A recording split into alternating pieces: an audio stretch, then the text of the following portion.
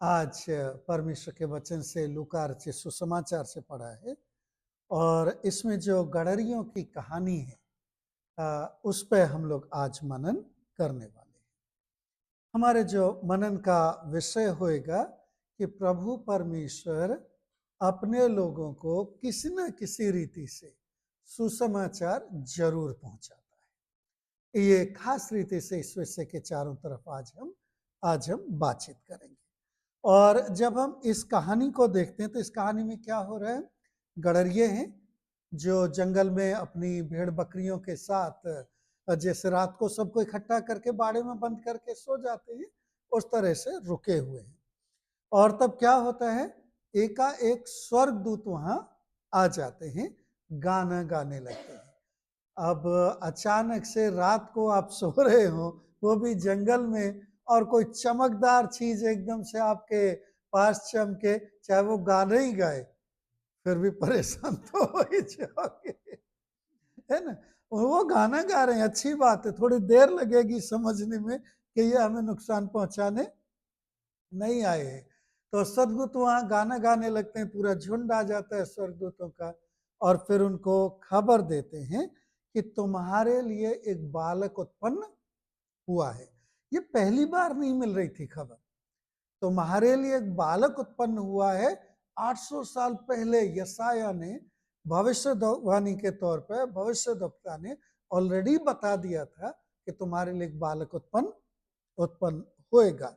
और क्या बताया था उसने उसके बारे में कि ये जो बालक है उनके लिए उत्पन्न हो रहा है जो अंधेरे में चल रहे हैं, जो दुख से गुजर रहे हैं, जिनकी जिंदगी में युद्ध और लड़ाइयां हैं, उन सबके लिए बालक है, क्योंकि ये बालक शांति का राजकुमार होगा। ऑलरेडी बता दिया गया था।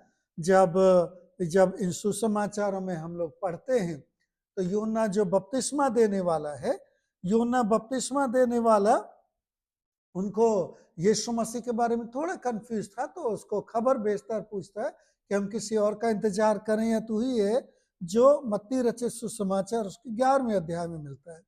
और वहां क्या लिखा गया, गरीब लोग सुसमाचार सुनते हैं। और ये क्या था, ये चिन्ह था इस बात का कि जो मसाया है वहां आ चुका है। तो ये थोड़ी सी बैकग्राउंड है इस कहानी के लिए, जिस कहानी पे आज हम मनन करने वाले हैं कि क्या हो रहा था, कहाँ हो रहा था और क्यों हो रहा था ये सब। तो सबसे पहले हम लोग थोड़ा सा और देखते हैं कि ये जो गडरिये थे ये कौन थे और इनके बारे में लोग क्या सोचते थे। गडरियों को आज भी कोई बहुत ज्यादा इज्जत नहीं दी जाती है। मुझे अच्छे से पता है, गांव देहात में जहाँ मैं बड़ा हुआ, जो बच्चे स्कूल जाना बंद कर देते थे, जो कुछ और कर नहीं सकते थे, जिनको कुछ नहीं आता था, उनके हाथ में माँ बाप डंडा देके जब भैंस चरा है ना, गडरिये बन जाते थे। यानी गडरिये समाज में सबसे कम इज्जत पाने वाले लोग हुआ करते थे। और यीशु मसीह के दिनों में भी कोई खास फर्क नहीं था। इनको एक निकनेम दिया गया था, गोबर इकट्ठा करने वाले, है ना।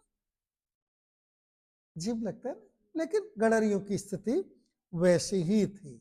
जो यीशु मसीह के समय भी ये गडरिये, जो मोस्ट लाइकली शायद से यहूदी पुरुष थे, जो बाहर भेड़ों को अपना चराने का काम कर रहे थे, और सबसे नीचे दर्जे की समाज में एक अहमियत रखते थे, इसलिए इसको डंग स्वीपर्स निकनेम उन दिनों में, या गोबर इकट्ठा करने वाले हम कहें तो वैसे कहा जाता था। लेकिन यह फर्क देखिए, इन लोगों को प्रभु परमेश्वर सबसे पहला आदर देता है, सबसे पहला सौभाग्य देता है उसके आने की खबर का। तुम्हारे लिए क्या पढ़ा गया हमने, एक उद्धारकर्ता जन्मा है, जिसका समाचार ही स्वर्गदूत दे रहे हो। वो तो डेफिनेटली कोई ना कोई बड़ी हस्ती ही होगा। उसके सुसमाचार की पहली खबर का सौभाग्य इन सबसे गरीब, सबसे जो समाज में नीचे समझे जाते थे, उनको प्रभु परमेश्वर प्रभु परमेश्वर देता है। और यही लोग सबसे पहले सुसमाचार सुनाने वाले भी और प्रभु यीशु मसीह पैदा हुआ है उसको कंफर्म करने वाले गवाह भी बन गए। क्या महत्व है इस बात का कि सुसमाचार सबसे पहले इन गरीब लोगों को सुनाया जाए, इन गडरियों को सुनाया जाए, बाकी लोगों को क्यों नहीं? बाकी भी तो बहुत लोग थे। स्वर्गदूत तो किसी के सामने भी चमक सकते हैं, किसी के यहाँ भी आ सकते हैं, और हर कोई जिसके यहाँ स्वर्गदूत आएंगे मान ही लेगा, है ना भाई। उसमें तो मना करने वाली तो कोई बात है ही नहीं। फिर बेचारे इन गरीबों को क्यों, दूसरों को क्यों नहीं? क्योंकि प्रभु यीशु मसीह अपने आप को पुराने समय से लेकर नए समय तक गडरिये के रूप में दर्शाता है। पुराने नियम में भी प्रभु परमेश्वर क्या कहता है अपने आप को? आई एम द शेपर्ड, मैं चरवाहा हूं। और नए नियम में आके प्रभु यीशु मसीह कहता है मैं सबसे अच्छा चरवाहा हूं जो अपनी जान भी अपनी भेड़ों के लिए दे देता है। तो जाहिर सी बात है, अगर एक चरवाहा आ रहा है इस दुनिया में और चरवाहे का काम करने आ रहा है, ये बताने आ रहा है कि मैं जो चरवाहा हूं, यानी मैं जो अपनी भेड़ों की अच्छी देखभाल करने वाला हूं, मैं आ रहा हूं, तो चरवाहों को पहला हक मिलना ही चाहिए खबर का। और बहुत से जो परमेश्वर के दास हैं इस तरह से इसको एक्सप्लेन करते हैं कि चरवाहों को पहली खबर इसलिए दी गई कि ये एक चिन्ह था कि गरीब लोग भी सुसमाचार सुनते हैं। रईसों के पास, हम बाद में और देखेंगे, किताबें थी, रईसों के पास दूसरी सूचनाएं थी, गरीबों के पास नहीं थी। और ये एक चिन्ह था कि गरीब लोग सुसमाचार सुनते हैं, जो यूहन्ना बपतिस्मा देने वाले को भी प्रभु यीशु मसीह ने जवाब दिया कि मैं आ गया हूं। तो ये चिन्ह दिया गया। और दूसरा, स्वयं एक वो चरवाहा है, इसलिए चरवाहों को ही पहला सुसमाचार दिया गया।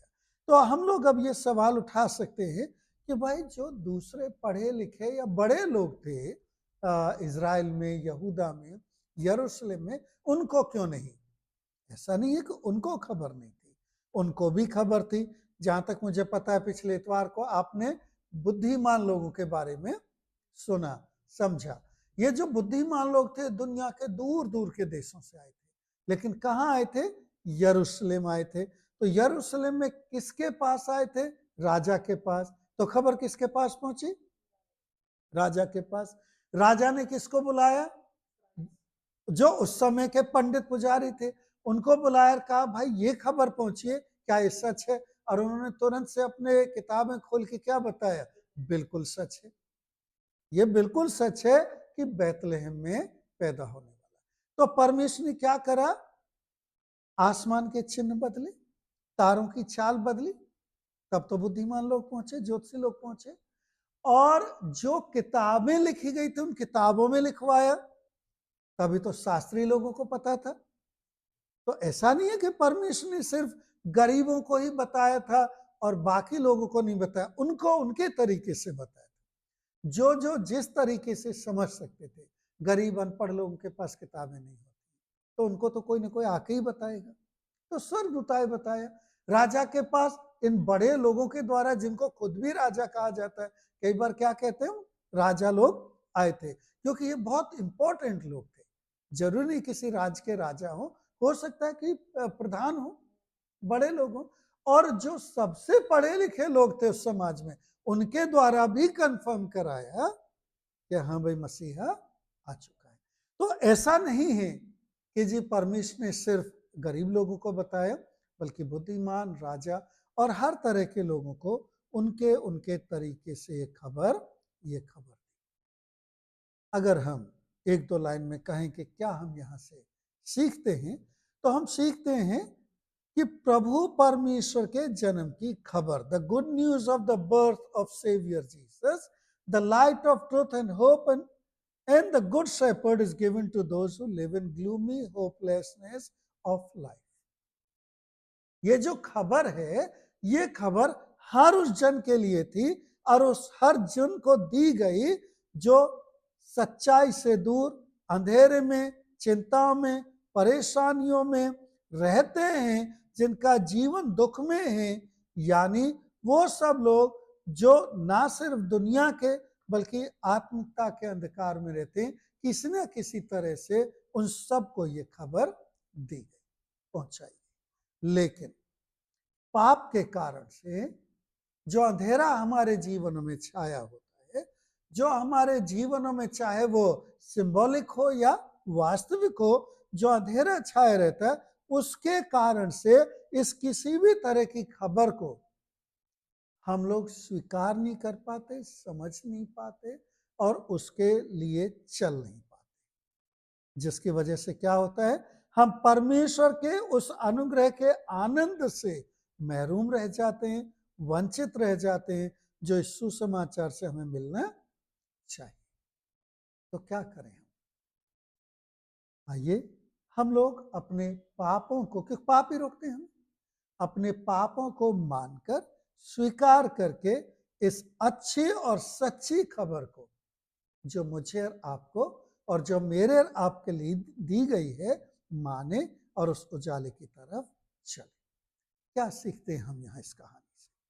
सबसे पहला सत्य जो हम यहाँ इस कहानी से सीखते हैं वो ये है कि परमेश्वर हर किसी के लिए अलग अलग रूप में इस सच को जानने के लिए इंतजाम करता है, प्रोविजन देता है हर किसी को। कभी कभी चाहे वो डरावना ही क्यों ना हो, जैसे कि बेचारे इन गरीब लोगों के लिए था।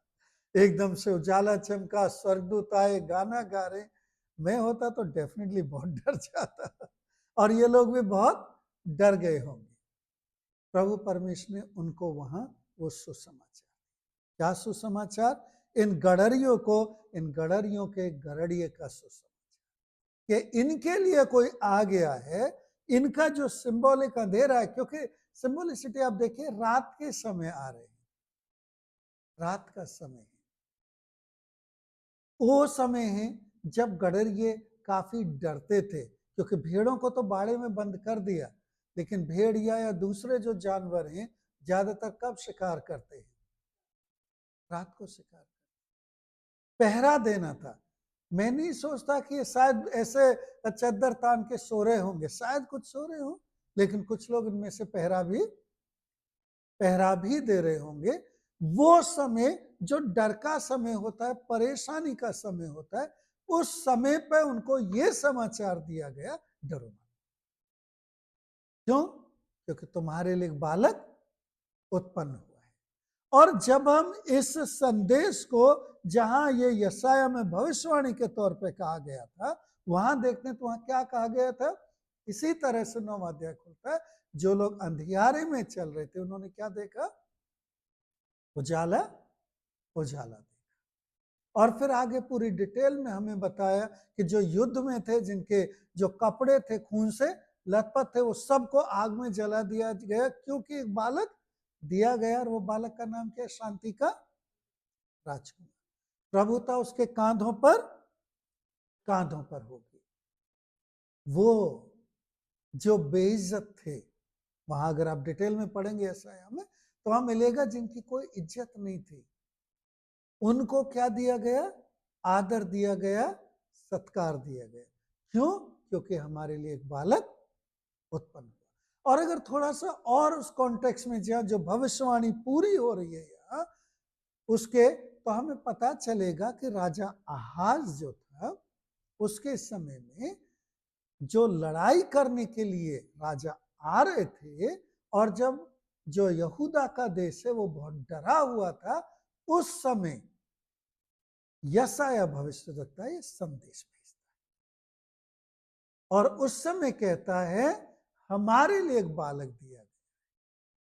उस समय कहता है कि वो जो राजा तुम पे आक्रमण करने वाले हैं, वो जीत नहीं पाएंगे, बल्कि परमेश्वर तुम्हें संभालेगा, क्योंकि प्रभुता उसके कांधे पर होगी। ना सिर्फ वो शांति का राजकुमार होगा, बल्कि प्रभुता उसके कांधे पर होगी।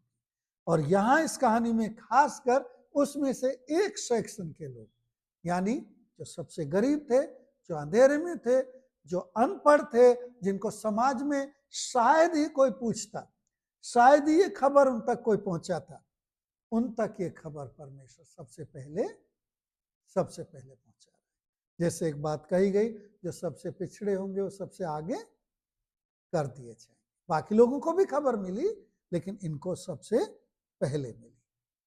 विश्वास करना मुश्किल था, आसान नहीं था।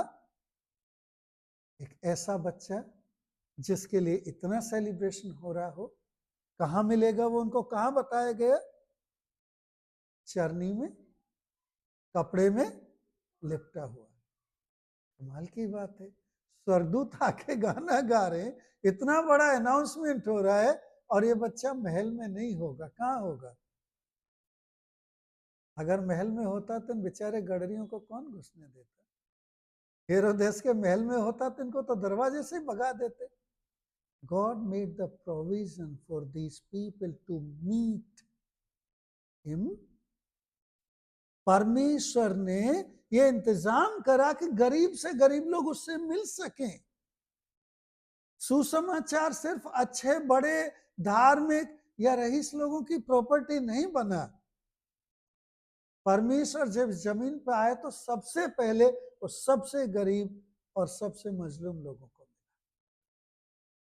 उनको सबसे पहले अपॉर्चुनिटी मिली, उनको सबसे पहले अवसर मिला। ऐसा नहीं दूसरों को नहीं मिलेगा, दूसरों को भी अवसर है, लेकिन सबसे पहले उनको जिनको कोई नहीं पूछता था, उनको ये अवसर दिया गया। जो बड़े लोग थे उनके पास भी पहुंचे, जो बुद्धिमान लोग थे, जो शास्त्रों को जानते थे, जो तारों की गणना कर सकते थे, उनके पास भी पहुंचे। अगर हम कंपेरेटिवली इसके साथ दूसरी कहानी को देखें, और वहां जो बड़े बड़े शास्त्री फरीसी थे, उन्होंने भी किताबें निकाली और उन्होंने भी देखा कि हाँ भाई सच है, उनको भी दिया गया मौका। नहीं तो परमेश्वर जो बैतलहम इन मैजाई लोगों को, बुद्धिमान लोगों को बाद में ले गया, पहले भी सीधे ले जा सकता। राजा के महल तक क्यों जाने देता?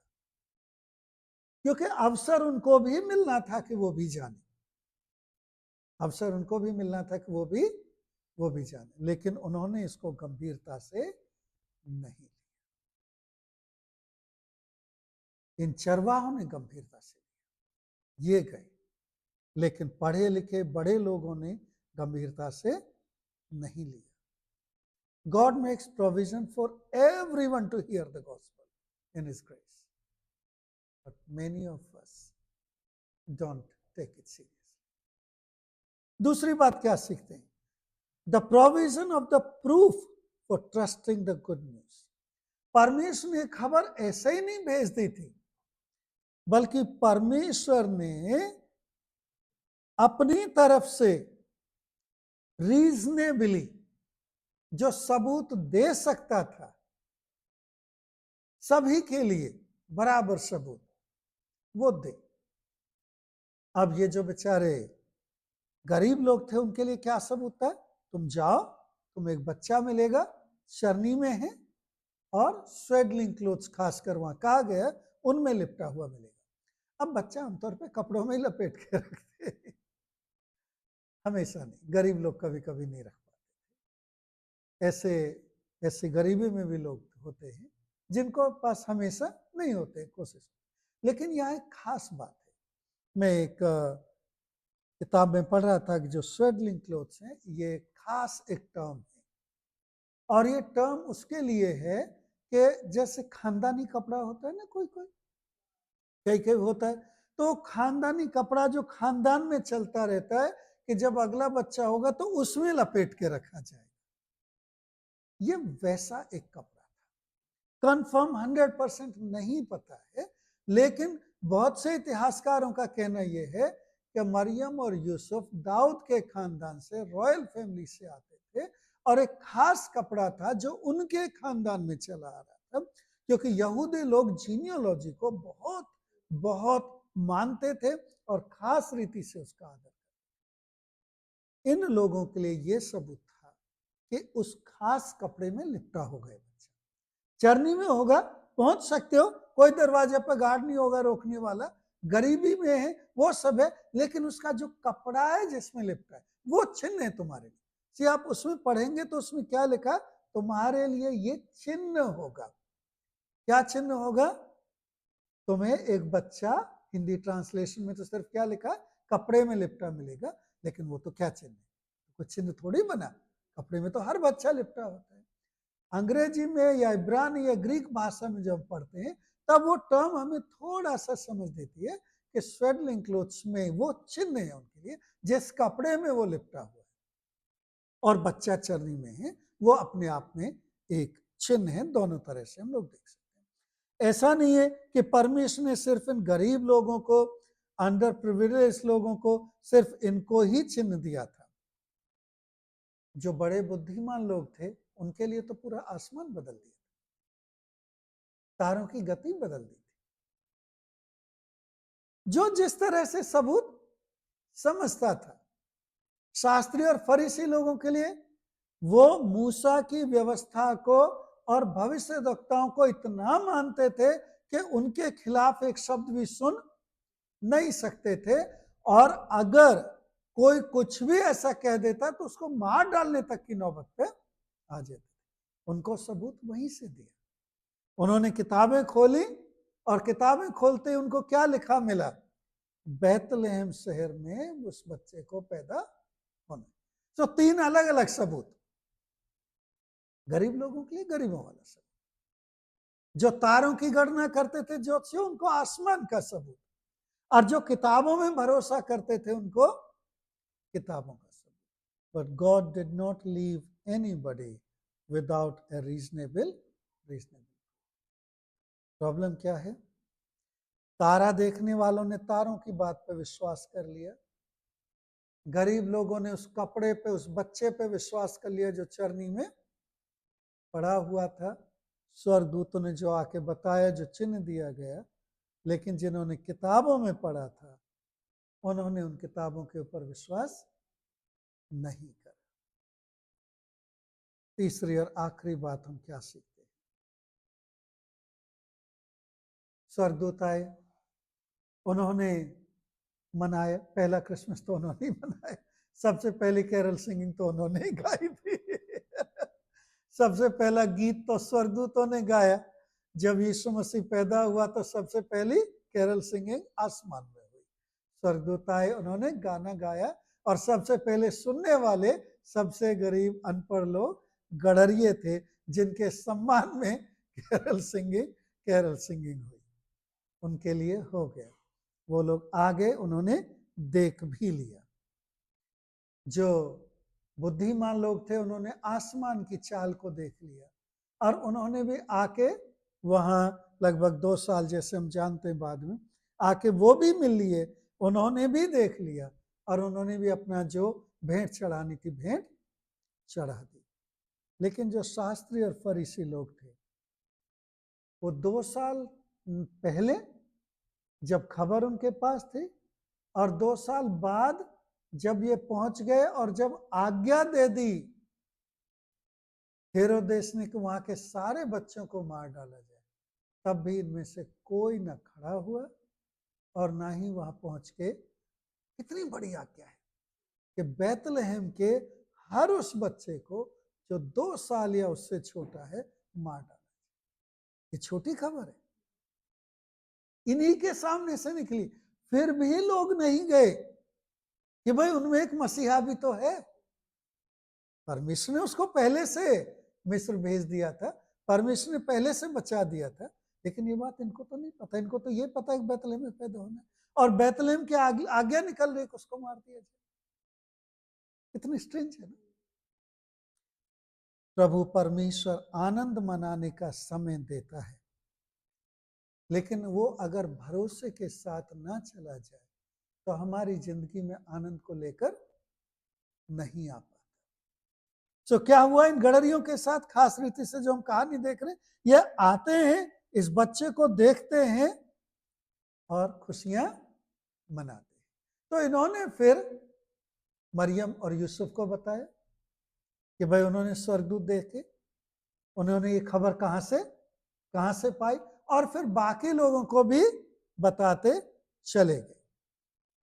कभी कभी मैं सोचता हूँ मरियम और यूसुफ को तो पता था ऑलरेडी वो कौन है, लेकिन फिर भी ये गुड न्यूज देने वाले गडरिये बन गए ना उनको, कि भाई ये जो बच्चा तुम्हारे पैदा हुआ है इसकी खबर हमें किसने दी है? स्वर्गदूतों ने दी है। और ये उद्धार करता है, आके किसको बता रहे? मरियम और तो पहले एवेंजलिस्ट कौन हुए? मरियम और यूसुफ ने किसी को नहीं बताया। पहले मिशनरी, पहले एवेंजलिस्ट कौन हो गए हैं? गडरिए। आके वही बता रहे चरनी में ही हमें स्वर्गदूतों ने खबर दी है कि ये उद्धार करता है, ये बालक है। Now they return with a changed perspective, with joy and hope. अब तक क्या थी इनकी सोच? हमें कौन पूछता है? हम हैं कौन समाज में? हमारी कौन इज्जत करता है? अब क्या है? स्वर्गदूत हमें बताने आए, मतलब पूरे जिंदगी भर के लिए काम नहीं। स्वर्गदूतों ने आके हमें बताया, हमने खुद जाके देखा, हमने उस बच्चे को देखा, उसके माँ बाप को देखा, हमने उस उद्धारकर्ता को देखा। जैसे जो सिमियन है मंदिर में बच्चे को उठाएगा, क्या कहेगा? आज मेरी आंखों ने क्या देख लिया परमेश्वर? तेरे उद्धार को। अब मेरी जिंदगी का कोई और मकसद बाकी नहीं बचा। अब मुझे अपने पास, उसके कहीं पहले तो ये लोग देखा है, सिमन तो बहुत बाद में देखेगा। अब ये लोग क्या कहेंगे? हमारी जिंदगी जैसी मर्जी बीत जाए, हमें कोई फर्क नहीं पड़ता, क्योंकि जो हमने आज देख लिया, जो हमने आज सुन लिया, जिससे आज हम मिल लिए, अब जिंदगी में इससे बड़ी कोई चीज की मनसा नहीं है ना। लेकिन जैसे हम देख रहे हैं इनके कॉन्ट्रास्ट में, वो शास्त्री और वो फरीसी लोग जो सब कुछ जानते थे, उनके लिए क्या था? मौत, दुख। जो कितने बच्चों को मारा, चीख चिल्ला है। बाइबल में लिखा है Rachel weeps for her children. Rachel के बच्चे कहे जाते हैं वो बेथलेहम में, एक सिंबॉलिक, क्योंकि कवनेंटल मदर है, तो वो अपने बच्चों के लिए रोती है। ये उन्हीं की किताबों में लिखा था, यही उनको सुनाई दे रहा था। ना for you and for me. क्या है वो अंधेरा जिससे मैं आप शायद बाहर निकल के आए? क्या है वो जो दुख, जो सोच, जिसमें उजाला मेरे आपके ऊपर चमका? क्योंकि जितना हम उसको समझ सकेंगे, उतना ही उजाले को अप्रिशिएट कर सकेंगे। परमेश्वर ने आपकी जिंदगी में कहीं ना कहीं किसी तरीके से इंतजाम करा। मेरी जिंदगी में एक अलग तरीका था, परमेश्वर ने यीशु सुसमाचार भेजा था। आपकी जिंदगी में आपके तरीके से, ठीक है। लेकिन ये सुसमाचार जिस अंधेरे से आपको निकाल के लाया है, जो आशा आपको दी है, जो उम्मीद आपको दी है, उसका महत्व आपकी जिंदगी में डायरेक्टली इस आधार पे होगा कि आप किस अंधेरे से और उस अंधेरे को याद करते हो भी या नहीं। आहाज राजा के लिए, उस समय के यहूदी लोगों के लिए चढ़ाई हो रही थी, और उस चढ़ाई के बीच में परमेश्वर का वचन था कि ये तुम्हें जीत नहीं पाएंगे, क्योंकि तुम्हारे लिए बालक उत्पन्न होगा जिसके कांधे पर प्रभुता होगी, जो शांति का राजकुमार होगा। तुम्हें जो अंधेरे में डूब रहे हो, तुम्हारी जो बेइज्जती लग रही है, इस सब में परमेश्वर तुम्हें उजाला देगा। और maybe you are going through a gloom at this time, hopelessness, darkness. शायद आज आप ऐसी स्थिति से गुजर रहे हो जब आपको लग रहा हो क्या है मेरी जिंदगी, बस धक्के मारे चले। पूछते ना कई बार कैसे चले, चल रहे, धक्के मार रहे हैं जिंदगी में, है ना। कई बार ऐसे एक बात होती है, that may be your thought today. आज जिंदगी की कोई परेशानी हो सकता है कि आपको ग्लूमी कर रही है, आपको परेशान कर रही है, and you are not able to enjoy your life. आप अपनी जिंदगी को, परमेश्वर के उस अनुग्रह का आनंद नहीं ले पा रहे हैं। देन ऑल्सो दिस चाइल्ड, तब भी ये बच्चा, लाइन वो ये आपके लिए दिया गया, क्योंकि प्रभुता उसके कांधे पर है, वो उद्धार करता है, वो ज्योति है, वो अच्छा चरवाहा है जो आपको संभालेगा, लेके चलेगा, उजाला देगा। Either to be thankful that God has brought me out of that darkness, or to hope for the light if you are going through the darkness now. Then the second phase. Who is next to you that needs this good news? कौन है आपके दोस्तों में, आपके परिवार में, आपके पड़ोसियों में जो जिंदगी के दुख से, अंधेरे से, परेशानी से या ऐसी स्थिति से गुजर रहा है जिसमें उसे ये सुनने की जरूरत है, परमेश्वर ने ये बालक दिया है और ये तुम्हारी जिंदगी में उजाला लाएगा। Who is that one that you want to share it with? कौन है जिसके साथ आप ये बांटना चाहते हो? शायद आपके कोई साथी काम करने वाला, आपका पड़ोसी, या अनजान भी हो सकता है। जरूरी नहीं है कि वो दुनिया की इन अंधेरी फाइनेंशियल या ऐसी चीजों में ही हो सकता है कि उसके पास दुनिया का सब कुछ हो, लेकिन आत्मिक रीति से वो अंधेरे में गुजर रहा हो, चल रहा हो। What is the story of your life and what story you want to share with others? आपकी कहानी क्या है और क्या कहानी है परमेश्वर के अनुग्रह में आपकी जिंदगी में जो आप बांटना चाहते हैं? आपका आनंद क्या है और कौन सा आनंद आप दूसरों के साथ बांटना चाहते हैं? This child is for you, ये बच्चा आपके लिए दिया गया। लेट्स